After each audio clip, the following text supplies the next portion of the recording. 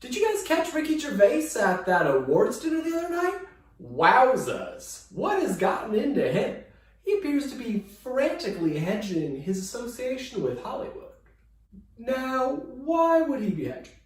Well, personally, I think it's because of Q. Now, why do I think that? Well, first, quick recap of what Q is. Q is a military intelligence operation designed to inform the public of some very unpleasant truths about our country and to lay the groundwork for some very overdue changes in our political system. It's like a metaphorical Mongol horde charging into battle with their horses arranged in a half circle, quickly closing the loop around the enemy, in this case, Team Hollywood, and causing maximum confusion, chaos, discord, and ultimately, desertion. Now in this metaphor, Ricky is the Team Hollywood soldier riding along the back. He's along for the ride, but he's not super down for the cause. And he kind of gets what's going on because he's rubbed shoulders with those worthless European royals. He sees the obvious ambush, and so he's turning around and dipping out as quickly as possible. It will be very interesting to see who else in Hollywood recognizes the obvious ambush and breaks ranks in the coming weeks. I know many of you hear Q and immediately think, what the F? Satanic pedophile conspiracies? What am I looking at? And who could believe this crazy nonsense? Well, if it was a movie, it'd be a match between Game of Thrones, Assassin's Creed, The Da Vinci Code, The Matrix, Lord of War, and The Punisher. And can't speak for everyone in the Q horde, but the reason that I personally believe is because of a big data analysis project I did on WikiLeaks and the Panama Papers. If you don't know what that is, that was hundreds of thousands of indisputably authentic government documents that have been leaked over the past decade or so. I happen to know for a fact that Trump has a ginormous ace up his sleeve and that he definitely will use it before the next election. If you have no idea what I'm talking about, the best place to start would be here. This JFK quote. I will splinter the CIA into 1,000 pieces and scatter it into the winds. Direct quote. Now, why would he say that?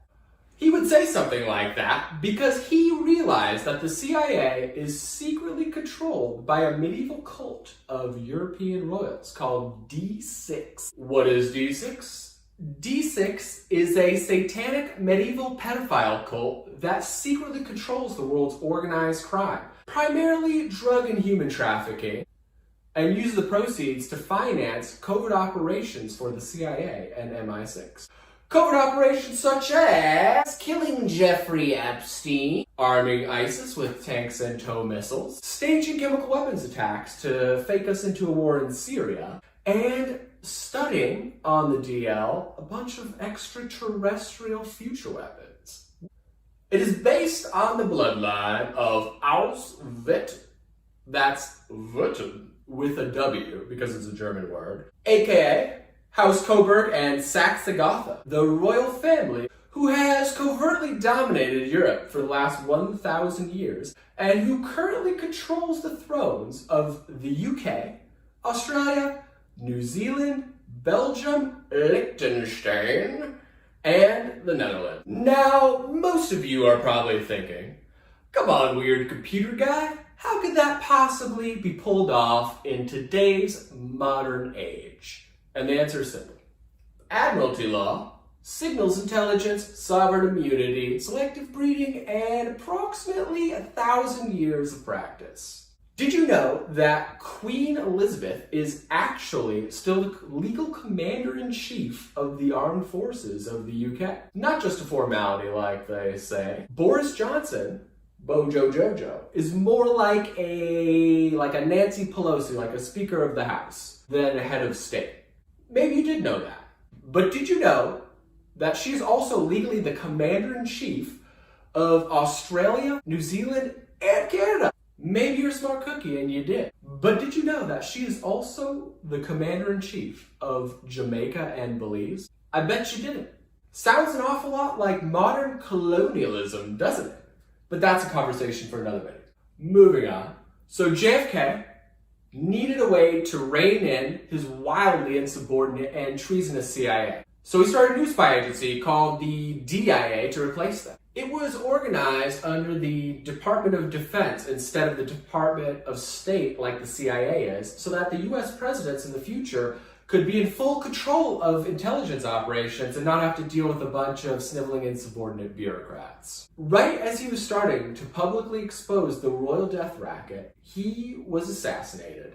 And here's an excerpt of the speech he gave shortly before he died. Direct quote. "For we are opposed around the world by a monolithic and ruthless conspiracy that relies primarily on covert means for expanding its sphere of influence, on infiltration instead of invasion, on subversion instead of elections, on intimidation instead of free choice, on guerrillas by night instead of armies by day. It is a system which has conscripted vast human and material resources into the building of a tightly knit, highly efficient machine that combines military, diplomatic, intelligence, economic, scientific, and political operations. Its preparations are concealed, not published. Its mistakes are buried, not headlined. Its dissenters are silenced, not praised. No expenditure is questioned, no rumor is printed, no secret revealed.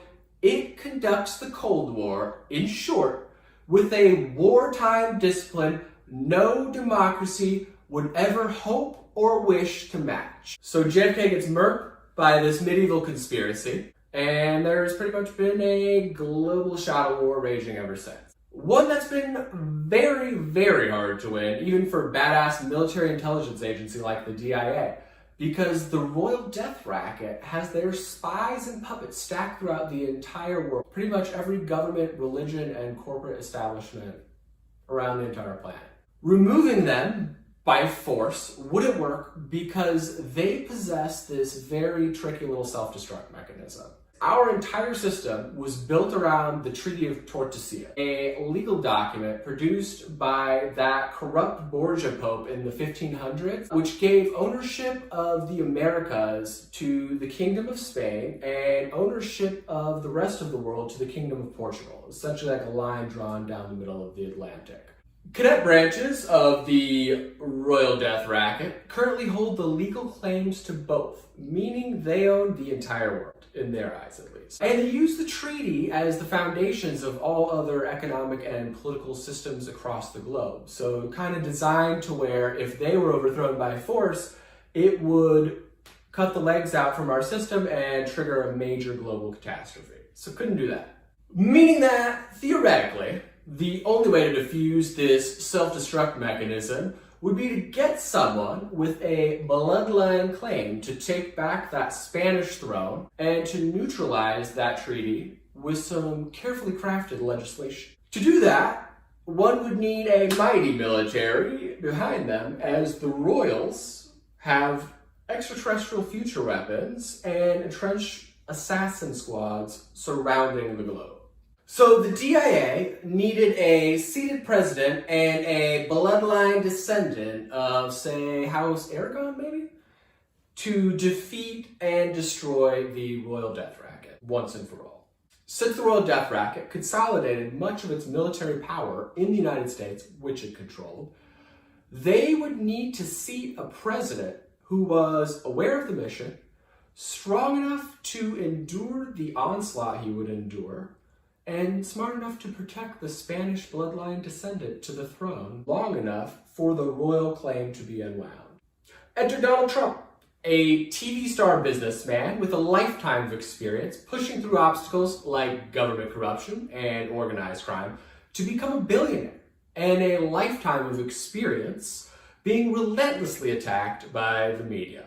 Ideal candidate for the goal line stand of the millennium in 2016. Now, there are many haters out there that like to tease us QAnoners over Trump's supposed 87D game of chess. What those haters don't yet realize is that this, my friends, is more like a 10 billion D game of chess, not an 87D one. But they will realize that soon enough.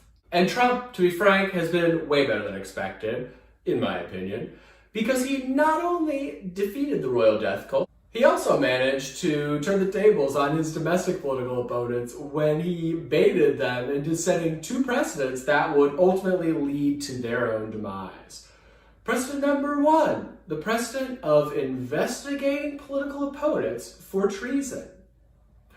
Precedent number two, maliciously prosecuting former directors of intel agencies. Yeah, Democrats, you know that guy that you railroaded over the past few years? You know, you changed the reports and a bunch of unfair stuff?